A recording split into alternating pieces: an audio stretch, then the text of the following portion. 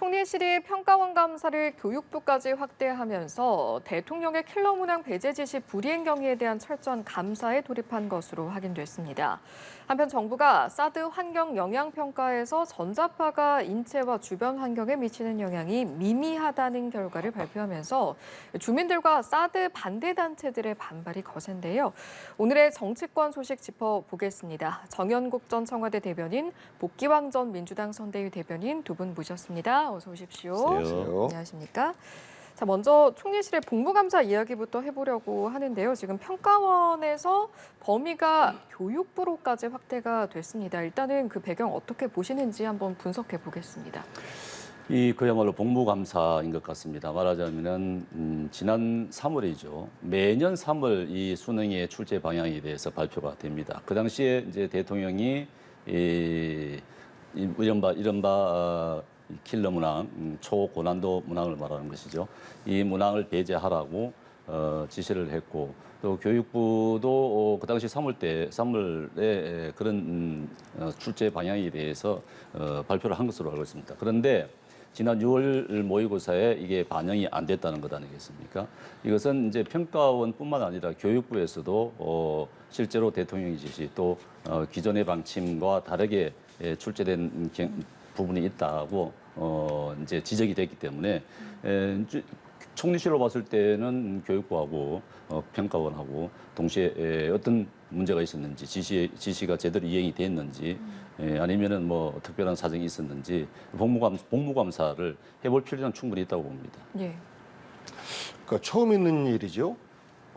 최소한 문제 제기를 하고 혹은 뭐 그 시험 내용에 대해서 바꾸고 그러고 싶어도 최소한 그 수능 시험은 끝나고 나서 바꾸는 것이 지금까지 보통 관례였어요. 그런데 중간에 이렇게 문제 제기를 하고 이를 통해서 그 평가원장이 이제 사표를 냈지 않습니까? 책임을 지고 물러나겠다. 근데 더 이상 있을 수가 없다라고 네. 물러난 거 아니겠습니까? 그러면서 평가원장이 한 이야기가 대통령의 킬러 문항 등 난이도가 높은 문제를 내지 말아라라는 지시를 전달받은 적이 없다라고 했어요. 교육부로부터. 그러니까 이 부분에 있어서 복무점검은 해야 되는 것이죠. 대통령과 그 교육부 고위층에서 결론이 난 부분에 대한 그 실무부서로의 전달이 제대로 됐는지는 이제 복무점검부터 좀 확인을 해봐야 되는데 저는 조금 안타깝습니다. 우리 학생들이 얼마나 갈팡질팡하겠어요. 그리고 아직도 우리 사회가 수능을 통해서 어느 대학을 가느냐가 그 인생에 어마어마한 영향을 미치고 그래서 앞으로 5개월 남은 수능 때문에 바짝 긴장하고 있는데 이번 수능 시험은 도대체 어떻게 나온다는 거야? 이런 궁금증을 누구나 다 갖는 거 아니겠습니까? 그래서 그동안에는 예상된 어떤 난이도 정도를 보고 약간 어려우면 불수능, 조금 쉬우면 물수능 그러면서 불수능이 오르냐 물수능이 오르냐에 대한 여러 가지 뭐 갑론을박들이 이어져 왔지 않습니까? 그런데 이걸 가지고 대통령이 직접 문제를 삼는다라는 것에 대해서 상식적이지 않다라는 의견들이 굉장히 많고 특히나 6월 모의고사가 너무 어려웠다. 이런 것이 교육 현장에서 문제 제기가 되고 했다면 모르겠어요. 그런데 교육 현장에서도 6월 모의고사가 얼마나 어려웠는지 혹은 뭐 심했다. 뭐 이런 어떤 언론의 지적이라든지 단 한마디도 없었는데 이상스럽게 대통령 발 사고가 터진 거예요. 그래서 이거를 복무점검이다 마치 공무원들이 모두가 다 잘못한 것처럼 분위기를 만들어가는 것에 대해서 이해하기 어려운 측면이 좀 더 많습니다. 이것은 오해가 조금 있을 수 있을 것 같은데 복무감사라는 것은 공무원들의 업무와 관련된 것이고 시험 문제 출제와 관련된 것은 아닙니다. 그렇기 때문에 학생들에게 혼란을 줄 사례는 그런 예는 발생하지 않을 것입니다. 이건 단지 이제 국무조정실에서 교육부와 평가원에 대한 공무원들의 업무와 관련된 것이기 때문에 출제 방향과는 전혀 다르다 말씀을 드립니다. 예. 혹시 덧붙이실 내용이 그러니까 출제 방향이 6월 모의고사에 킬러 문항 빼라고 했는데 안 뺐기 때문에 평가원장이 사실상 경질당한 거잖아요. 그래서 6월 모의고사가 그렇게 어려웠나? 라고 의문을 제기하는 그 수험생들, 이 사람들은 그럼 도대체 수능은 어떻게 낸다는 거야?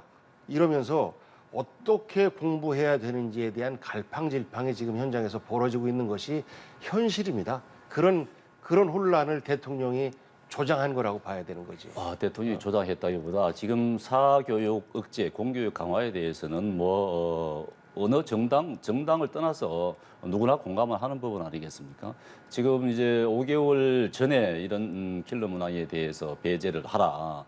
한 지시가 내려졌다 이렇게 오해를 하는 것 같은데 그게 아니고 올 초부터 그렇게 방향이 정해져 있었던 것입니다. 그게 이제 이번 모의고사에 그게 반영이 안 됐다고 하는 것이 문제인 것이고 현장에서 지금 학생들이 사실 기조가 바뀌면은 굉장히 혼란스럽고 하기 때문에 충분히 좀 조심해야 될 부분들이 있습니다. 그런데 예. 지금 이 부분은 사교육 가운데서 모의고사에서 정말 어려웠느냐 우리가 말하는 불수능이나 불수능이 너냐 아니냐 뭐 이런 문제가 아니고 예. 정말 우리 킬러 문항에 배제를 하라고 했는데 킬러 문항이 여전히 들어가 있고 또 이 부분은 걸러져야 되는 것인데 그런 게 실행이 되지 않는 문제가 있기 때문에 예. 공부 감사를 하는 것이고 또 앞으로 우리가 그렇지 않습니까? 이 정말 100명 가운데 99명이 풀지 못하는 이런 문제를 내서 뭐 하겠습니까? 사실 어떤 소용이 있겠습니까? 물론 변별력을 강화시켜서 최상위권에 있는 학생들을 이제 걸러내는 것은 거기에 대해서 등급의 차이가 한 문제로 인해서 등급의 차이가 나눠질 수 있는 그런 부분인데 이게 그런 사실 실효성이 없는 문항 이런 걸로 해서 그 문항을 풀기 위해서 학생들이 학원을 가야 되는 그런 상황은 바로 잡아야 되는 것이 맞는 것 아니겠습니까? 그러니까 결국에는 덧붙일 예. 말씀 있으십니까? 그러니까 결국은 수능을 어떻게 내느냐 이게 이제 최종 결과인 것이고 이 수능 시험 가기까지의 몇 차례 모의 평가를 하는 거잖아요. 모의 평가 과정에서 문제를 삼고 사실상 평가원장 경질을 한다 말이 안 되는 거죠. 예를 들어서 6월 모의 평가를 해보니까 이전은 이것도 난이도가 좀 높은 것 같다라고 하면 그것을 보고 수능 문제를 조정을 하는 거예요. 그리고 그거는 전문가들 몫이에요. 대통령이 수능 전문가입니까? 대통령이 입시 비리 수사했다고 해서 수능 전문가라고 국민의힘 의원들이 그런 말 하던데 그 정말 지나가는 속아 웃을 일이죠. 난이도의 문제가 아니고요. 그래서 어쨌든지 간에 난이도의 문제인 거죠. 핵심은 킬러 문항 그러면서 그 공교육 밖에서 공부에서는 소용없다라는 것을 통해서 공교육을 정상화시키겠다 뭐 이런 의지까지도 있는 것 같은데요. 대통령 전문가 아니지 않습니까? 그런데 전문가 아닌 분이 교육 현장을 이렇게 혼란스럽게 하고 있는 것에 대해서 우리 국민들과 직접 대상자인 수험생과 그 학부모들이 걱정이 너무 많다. 이것을 덜어드리기 위한 노력을 정부가 해야 된다라는 말씀에 알겠습니다. 대해서 예. 핑계대지 말고 좀 들었으면 좋겠어요. 이 정부가. 그 난이도의 문제가 아니고 말이죠. 교과 내의 출제라는 것이죠. 교과 내, 교과 범위 내에 있는 출제가 돼야 되는 것인데 교과 범위 밖에 있는 문제들이 출제가 되고 그게 그 문항들이 굉장히 고난도의 어려움을 가져오는 그런 문항이기 때문에 문제가 되는 것이지 교과 내에서 굉장히 어려운 문제들이 낸다 하면은 그건 상관없는 알겠습니다. 것이죠. 교과 밖의 예, 문제인 것이죠. 결국에는 두 분 다 이제 우리 학생들을 위한 관점에서 말씀을 해주신 거니까 그럼 이 질문을 제가 드리겠습니다.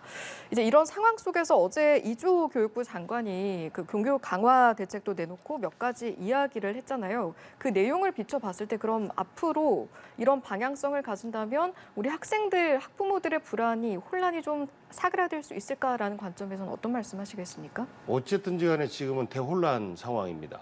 그리고 지금 내놓는 교육부의 처방에 대해서 어떤 신뢰를 할까?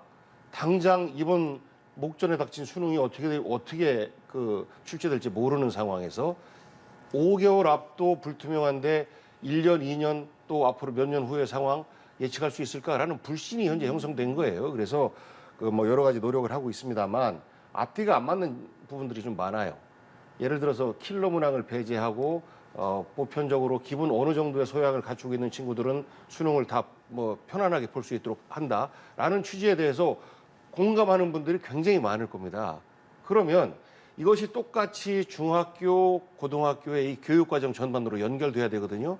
그렇게 되면 그 문항을 어려운 문제를 뺀다라고 하는 것은 특목고들 그리고 국제고, 자사고 이런 부분들을 해체하는 보편적 교육을 강화시키는 이쪽과 맥이 맞는 건데 그렇지 않아요. 오히려 그런 보편적 교육을 강화시키는 부분은 쑥 빠지면서 대안들이 나오니까 그 교육 대책의 철학이 보이지 않는다. 왔다 갔다 들쑥날쑥한다. 혼란스럽다. 근데 이주호 장관이 어제 출제 기조가 바뀌는 건 아니다 수능이 이런 말 하기는 했잖아요. 그러니까 기조가 바뀌는 게 아니면 예. 왜 그 평가원장을 경질을 합니까? 그러니까 이해가 안 되는 거죠. 말로 모면하려고 하지 말아라. 그리고 혼란을 줘서 죄송합니다. 라는 말을 해야 되는 거죠. 근데 대통령이 말한 건데 대통령 말에 대해서 책임을 어쨌거나 교육부 장관이 대신 지는 것이고 그리고 실질적인 그 책임은 또 평가원장이 지는 것이고 이러는 거죠. 전에 그 뭡니까 5세 입학 문제도 대통령의 말이 화근이었는데 결국은 이것이 교육부 장관의 책임으로 이렇게 미루어지면서 교육부 장관 그만두고 이런 것들이 반복되고 있어서 대통령은 정말 무거운 자리입니다. 대통령의 한마디가 우리 국민들에게 어떤 그 반응을 주는지에 대해서 여러 차례 확인을 했잖아요. 그러면 이런 것 가지고 가타부타하는 이런 가벼움 속에서 국민들의 혼란을 주는 것 안 했으면 좋겠고 저는 교육부 장관이 대신해서 그 책임을 지려고 하는 모습 가상하긴 합니다만 국민들은 그렇게 보지 않을 것이다. 대통령이 연초에 그렇게 지시를 했는데 평가원장은 그 부분을 반영하지 않고 모의고사를 했다. 그러면은 그럼 그건 모의고사지 않습니까? 다음에 수능 때 그러면 또 역시 그런 기조를 갖다가 그대로 유지를 했다. 그러면은 이거 정책 기조하고 전혀 달라지는 것 아니겠습니까? 그렇다 그러면은 본인이 스스로 물러나는 것이 맞는 것이죠. 대통령의 말이 문제가 아니라 대통령 벌써 이미 연초에 지시를 했던 겁니다. 거의 따르지 않은 것이죠. 공교육 강화 대책 자체에 대해서는 어떻게 평가하시겠어요? 당연히 공교육을 강화해야 되는 것은 맞습니다. 이번에 지금 뭐 사교육 여러 사례들이 나왔던데 어떤 학원에서는 그렇다는 건 아닙니까? 국내 의과대학의 절반 이상의 입학생들이 다 한 학원에서 그렇죠. 그 한 학원에서 이 킬러 문학을 갖다가 분석한 그 학원에서 다 나왔다는 거 아닙니까? 그 정도로 지금 심각한 상황입니다. 지금 우리 사교육에 대해서는 지금 우리가 이제 학생들을 기르는 입장에서 지금 학부모 입장에서 보면은 지방에서요 지금 대치동에 집을 얻어놓고 있는 사람들 엄청나게 많습니다. 물론 지금 인터넷 강의를 하기 때문에 이런 일타 강사들도 지방에서 들을 수 있습니다만은 그럼에도 불구하고 지방에서는 대치동에 집을 얻어놓고 있는 상황입니다. 이 정도의 사교육이라면은 개혁을 해야 되는 건 맞는 것 아니겠습니까? 그런데 지금 말하는 게 지금 말씀하시는 것들이 이제 지금 킬러 문항에 대해서 왜 5개월 앞두고 이렇게 하느냐 이런 건데 이주 장관도 말했듯이 이번 수능 출제 기조는 바뀌지 않는다고 말을 했습니다. 26일 날 때 그 대책을 발표하겠다고 했습니다.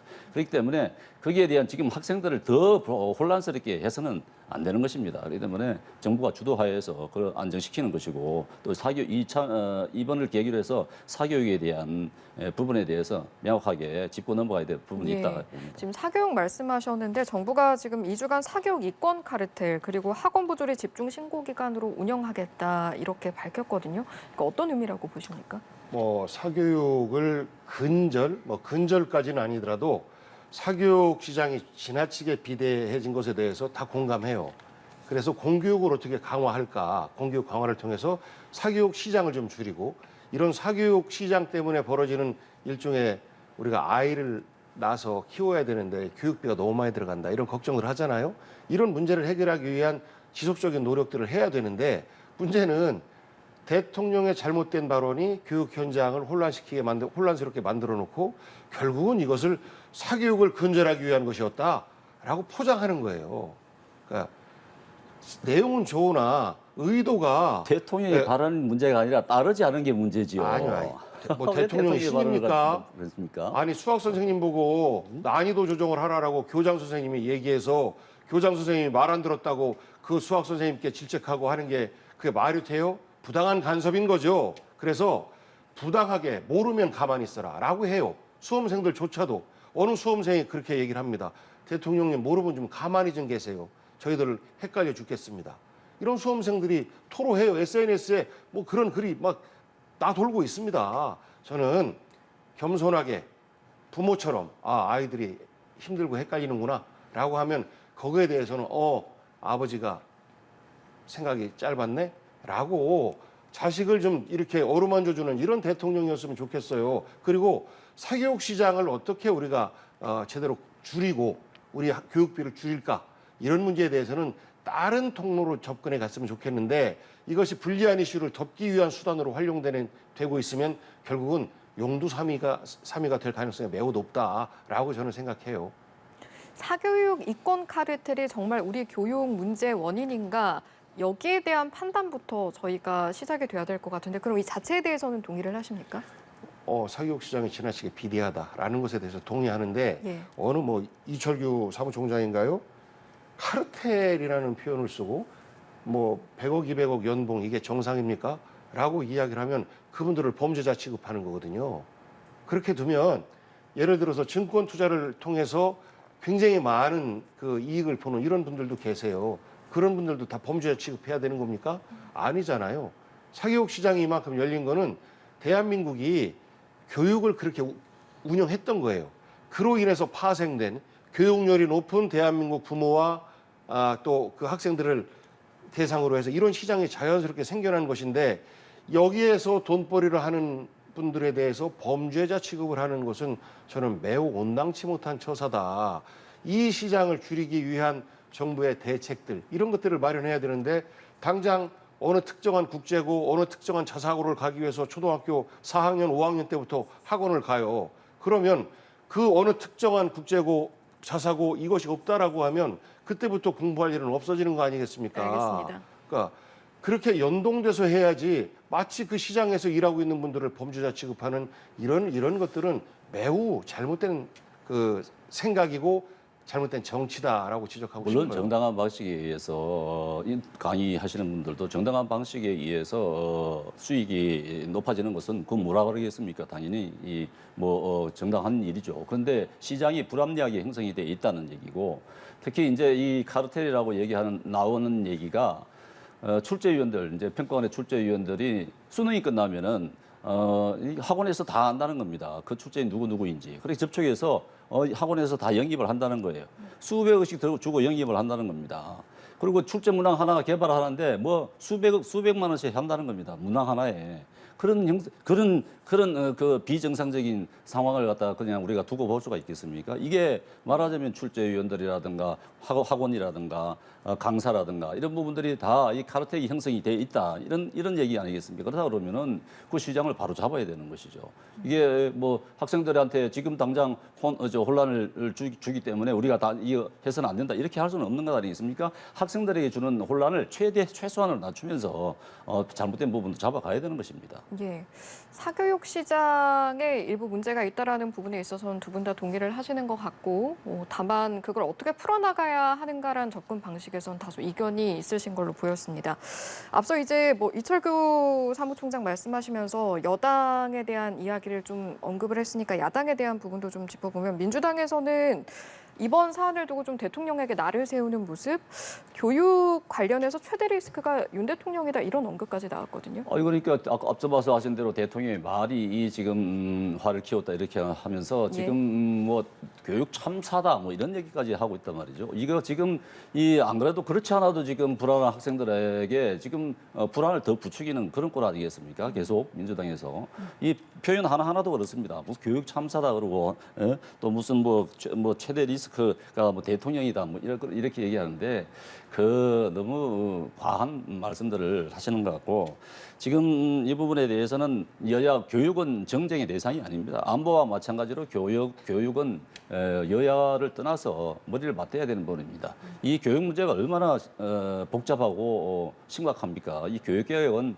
어느 정부나 다 손을 대고 싶어하는 그런 부분인데 여당과 마찬가지로 야당도 이런 불합리한 교육의 현장 목소리는 우리가 좀 개선해 나가도록 함께 노력을 해야 된다 그렇게 봅니다. 야당은 여당을 비판하고 우리가 더 좋은 대안을 갖고 있습니다라고 국민들에게 알리면서 다음번 집권을 위한 노력을 하는 거 아니겠습니까? 그래서 야당의 말이 다소 과하게 들릴 수는 있어요. 그리고 과한 표현들도 있을 수 있습니다. 하지만 이런 부분이 잘못됐구나라고 국민들의 지적으로 받아들여 준다면 저는 대통령도 국정을 운영할 수 있고 여당도 칭찬받을 거라고 봐요. 그런데 야당의 지적에 대해서 너희들이 더 시끄럽게 하고 너희들 때문에 교육 현장이 더 혼란스럽다라고 그런 인식을 갖고 있으면요. 우리 정치는 소멸될 수밖에 없고 계속해서 대립될 수밖에 없다라고 생각해요. 그러니까 모든 국민들이 그렇게 생각할 겁니다. 대통령은 수능 전문가가 아니야. 대통령은 입시 전문가가 아니야. 그러면 가만히 있어.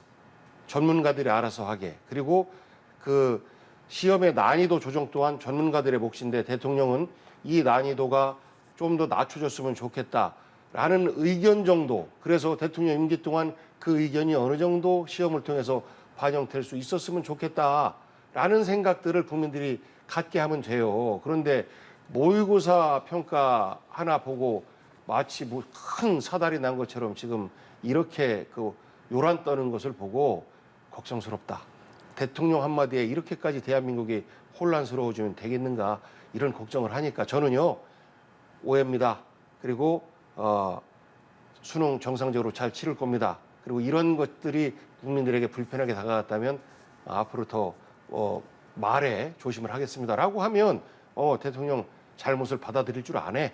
이러면서 국민들이 걱정을 좀 덜 텐데 지금 그렇지 않고 있으니 야당의 공격이 더 세지는 겁니다. 그러니까 야당에서도 뭐 교육 현장이 뭐 쑥대밭이 됐다 이런 말씀을 할 게 아니라 대안을 내놓는 것이 좋지 않겠습니까? 대안을 어떻게 하는 것이 좋겠다. 그래서 대안을 내놔야지 이거 참사다 쑥대밭이다 그렇게 하면서 불안을 조장하는 것이 그게 바람직하냐 이겁니다. 네, 일단 저 대통령 말이 잘못됐다라고 공격하는 거라 그거에 대한 대안은 뭡니까? 대통령 바꿀 수도 없고 말 조심하겠습니다라고 국민에게 겸손하게 인정하고 반성하는 대통령의 모습을 기대합니다. 자, 알겠습니다. 오는 26일에는 사교육비 경감 대책이 또 발표가 된다고 하니까요. 앞으로도 이 교육 관련한 내용은 계속해서 뜨거운 감자가 될 것으로 보입니다. 주제를 바꿔보겠습니다. 사드 기지 환경 영향 평가 이야기를 해보려고 하는데 이제 정부가 결과를 발표를 했는데 그 내용을 보니까 인체와 주변 환경에 미치는 영향이 미미하다 이런 결론이 나왔습니다. 근데 이제 여기에 대해서 주민들 그리고 반대하는 단체들이 좀 반발을 하고 있는 상황이거든요.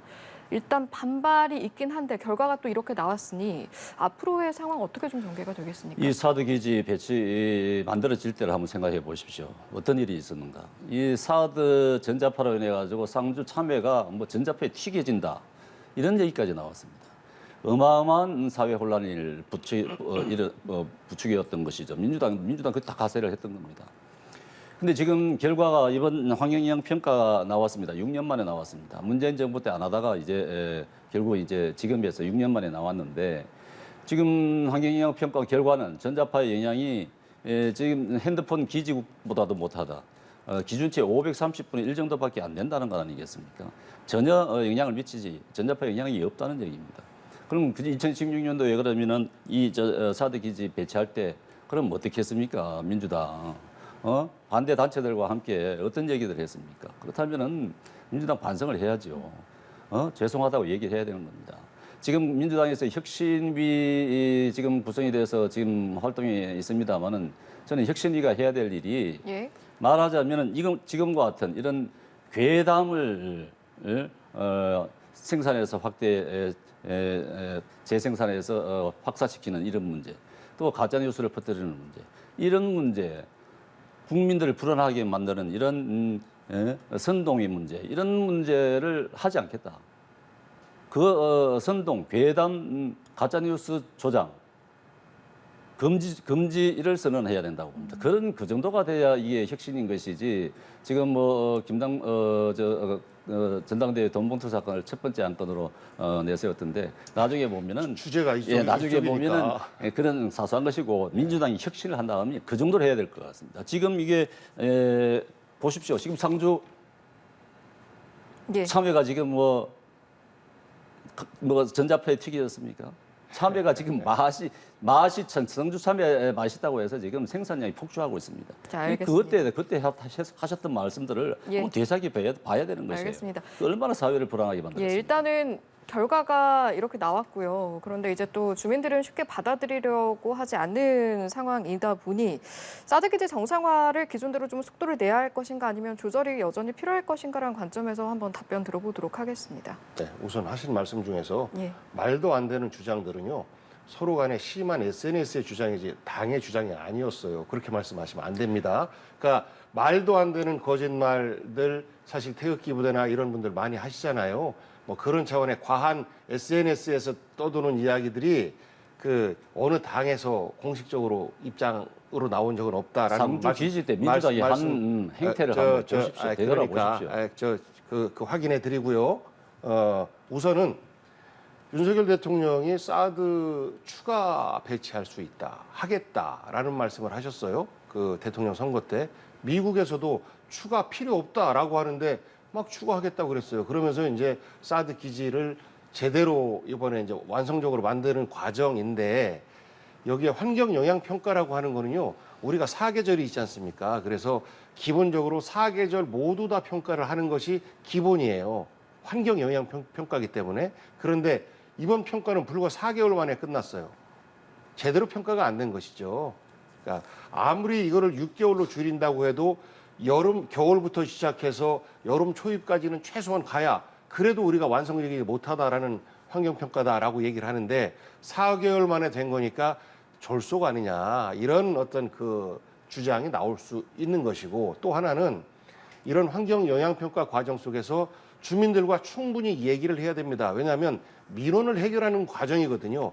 이 환경에 영향을 주지 않고 그 전자파도 인체에 영향을 주지 않습니다라는 것을 설득하는 과정인 거예요. 그런데 실제 주민들도 모르는 주민대표들, 그러니까 일종의 어용 주민대표라고 이제 주민들은 생각하고 있는 거죠. 그분들하고만 얘기하니까 해당 지역 주민들은 뭐야 도대체 무슨 음모가 숨겨져 있는 거야 라고 걱정을 할 수밖에 없는 것이죠. 그래서 저는 지금 사드 기지 기존에 배치돼 있고 이 기지 전반에 대해서 이제는 여기가 이제 사드 기지다라고 완성을 해야 돼요. 이게 하는 것은 해야 되는데 이 과정에서 주민들에게 좀 더 투명하게 주민 참여도를 높이고 그리고 너무 서두르지 말고 4개월짜리가 아니라 1년짜리 정상적인 환경 영향 평가를 했다면 지금 뭔가 또 있는 거 아니야? 라는 주민들의 불신을 덜어줄 수 있지 않을까라고 저는 충고하고 싶어요. 지금 상주에 그런 환경영향평가상으로 악영향을 미치는 부분이 있습니까? 없지 않습니까? 환경영향평가 결과가 그렇게 나오고 있지 않습니까? 전문가가 아니니까. 그러니까 전문가의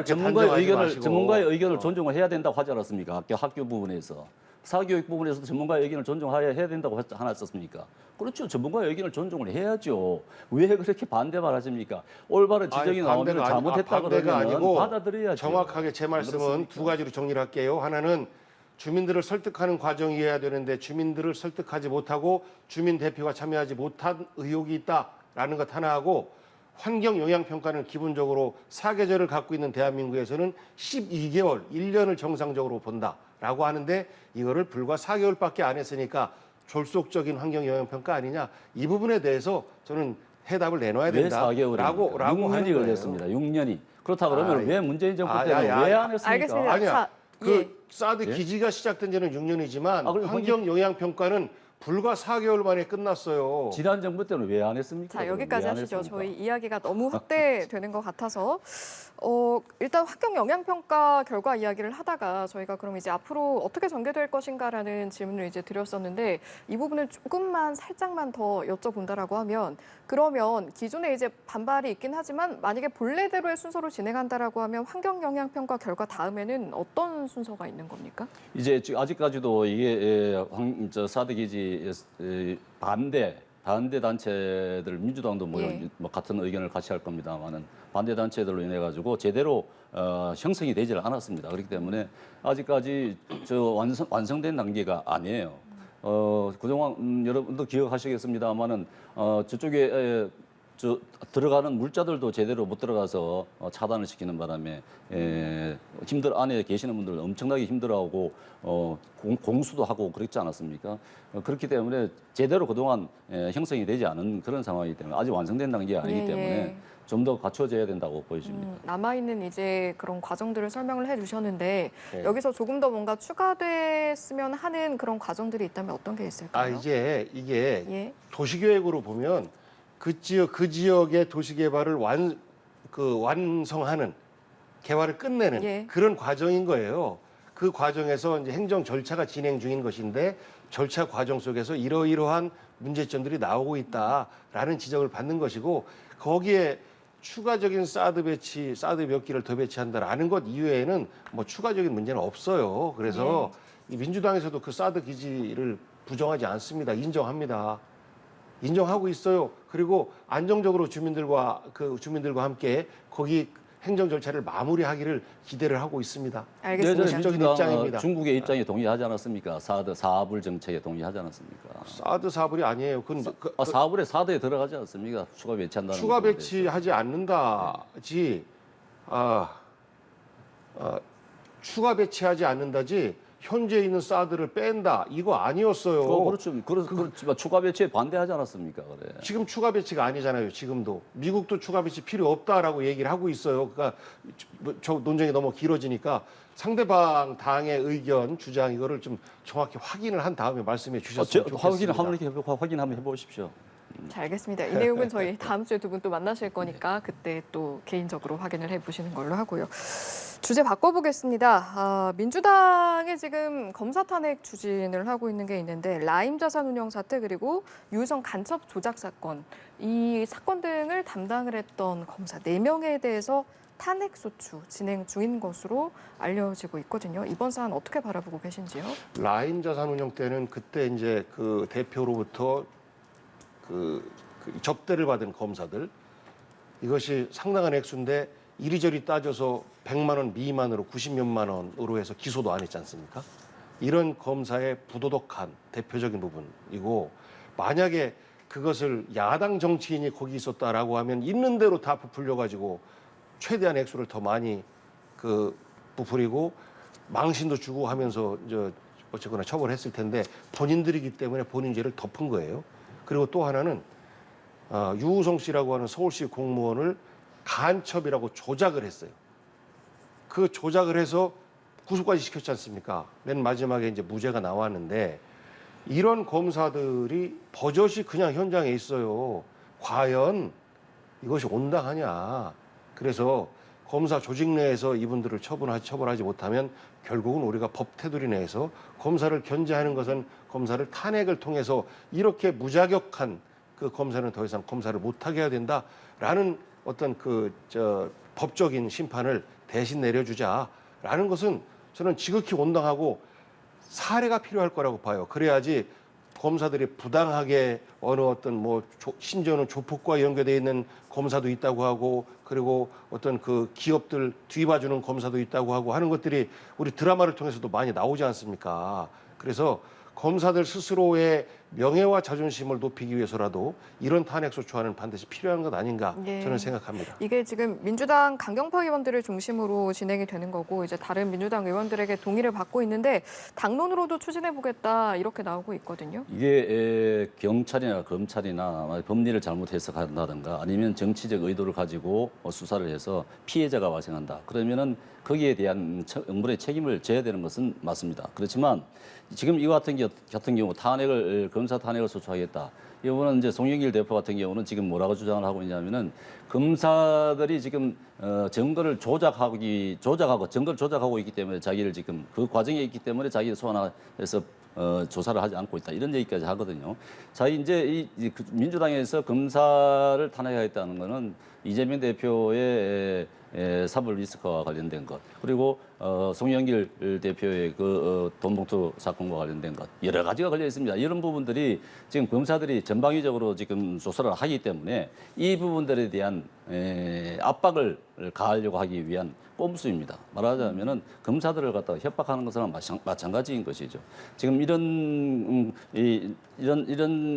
전략으로 지금 검사들을 협박을 하면서 자기들이 이제 벗어나겠다, 좀 관심도에서 멀어지겠다 하는 것인데 그냥 이런 것은 바람직하지 않다고 봅니다. 만약에 그분들이 깨끗한 분들이고 정말 혐의가 없는 분들이라 그러면은 이런 주장을 한다면은 받아들일 수 있을 것입니다. 그렇지만 민주당 내 많은 분들이 이 송영길 의원을 비롯해서 많은 분들이 지금 비리 혐의를 받고 있고 지금 용의자 선상에 올라 있는 분들이 많은 가운데서 검사 탄핵을 주장한다. 이것은 그냥 진정성이 없는 것이죠.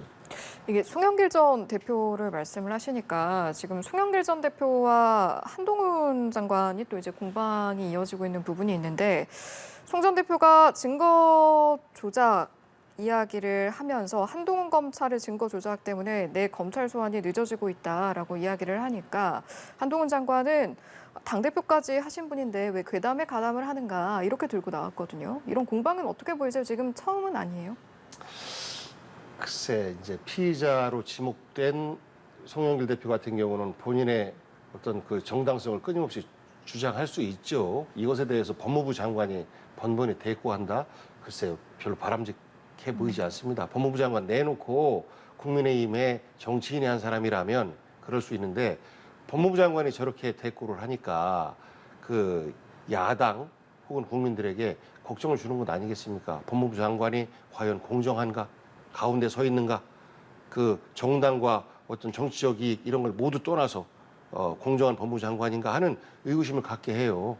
다만 송영길 대표가 또 주장하는 부분도 내가 파리에서 그렇게 들어오라고 해서 일찍 들어왔는데 조사도 여태 안 하고 시간을 한참 갖고 여론적으로 송영길 대표에 대한 도덕성을 계속해서 공격을 하고 있고 그러면 나를 좀 빨리 수사를 해줘라 라는 호소예요. 그러면 법무부 장관이 정책으로 판단한다면 검찰총장한테 이렇게 너무 수사가 길게 끌리고 있으니 최대한 빨리 가는 게 부담이 좀 적겠다라는 의견 정도는 줄 수 있겠죠.